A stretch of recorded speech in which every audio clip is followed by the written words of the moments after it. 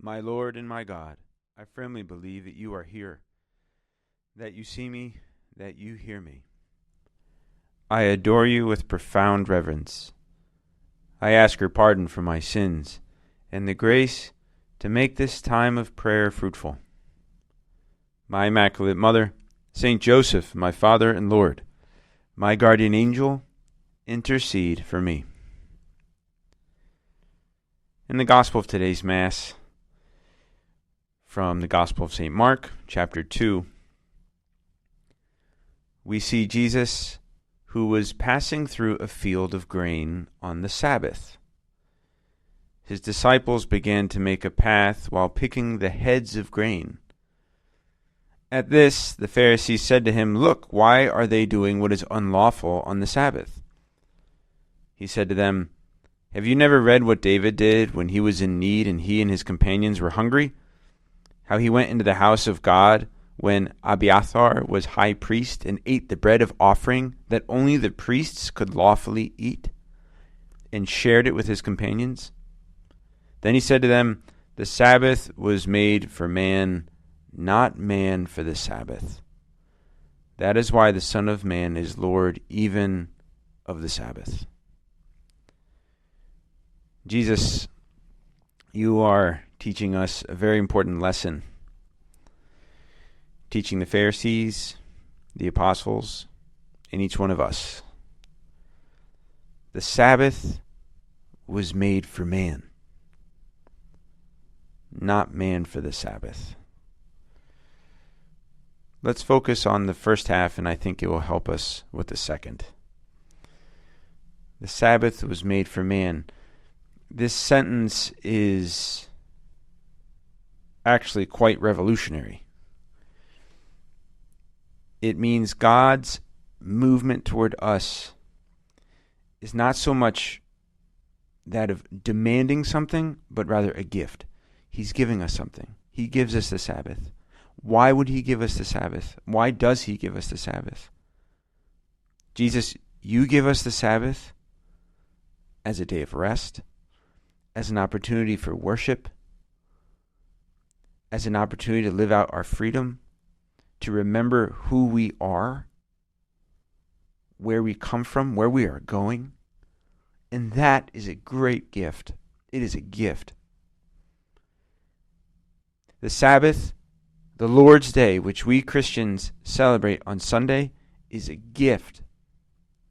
And God's desire that we keep that day holy, and that he even made it a commandment, is actually a gift. It's not just an obligation.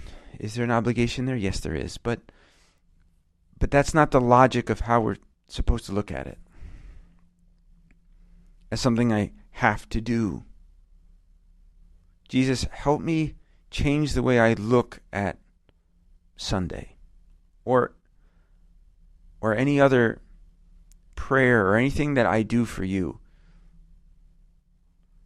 It's a gift. It's an awesome opportunity for us to be loved and to love. And one of the ways in which we live the Lord's Day, of course, is to go to Mass. And yes, sometimes it's referred to as the Sunday obligation, right? Or other days in the year when we have to go to Mass, holy days of obligation. And obligation is a word that we might not like too much, or is not that popular today. Jesus, rather than seeing it simply as an obligation, help me see it as a personal gift from you to me. It's a personal gift. It's an invitation to go closer to you, to remember how much I'm loved, that you love me to death, literally to death. And if I don't respond, if I don't see it as gift, if I don't go to Mass, but not just simply going to Mass, but seeing Mass for what it is, the sacrifice of the cross, if I don't see it that way, I'll probably stop going. And if I stop going, I'll stop believing. I'll stop having an active faith. I'll stop having a relationship with you. And Lord, I do not want that. I don't. There's an old story that I really like a lot, which is about a couple that was at that time was recently married. The wife did not grow up in a family with faith. A very virtuous person, but at that time did not have much of a faith life. And her husband was a practicing Catholic. He would dutifully get up to go to Mass each Sunday morning. And their routine was that he would get up early, go to 7:30 a.m. Mass on Sunday while she slept in. And then he'd get home later and she'd get up and they'd have breakfast. And that was their Sunday morning routine. At first, she was not too interested in religion, God, or the Mass that her husband was going to every Sunday. And in her mind, it was like, wow, he's giving up sleeping in on Sundays, which was something that she really treasured.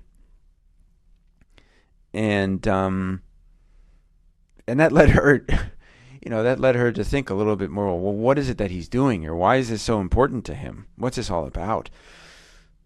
So she asked him about the Mass. What is it that actually goes on there? And he responded by explaining the Mass as well as he could, which was pretty well, actually. He explained the sacrifice of the Mass, the sacrifice of Jesus on the cross that's made present. He talked about the Eucharist and Jesus' real presence in the Eucharist. And that's where she started to probe a bit. She said, wait. You believe that in that piece of bread, Jesus is really present? He responded, yes. And then she continued to push a little bit. Wait, do you really believe that? And he said, yeah. But really? And he said, yes, I do believe it. And she said, wow, that's wild. If I really believed that, I'd go to Mass all the time. And that's the logic, Jesus, that I would like to have. She gets it. She gets the logic. She's a non-believer, but she understands the logic of gift. She understands the logic of something that's awesome. Something that is awesome. And not just something, I have to do. And it's a pain to do. It's hard to get up. And I don't get to sleep until 11. Or whatever it is that we may like and may be legitimate and good. But it's nothing compared to the gift that is the Mass. It's nothing compared to the gift that is even prayer. Just getting up to pray. That I can talk to God. So for us human beings, with fallen human nature, it's very easy to fall into the logic of obligation. To live actually like the Pharisees did. That somehow man was made for the Sabbath. We were made for rules. We got to follow the rules. And actually the danger of that logic is eventually we'll rebel. And we'll say, well, forget the rules. Especially if we don't understand the why. So rules are good. Good rules are good. A law is good,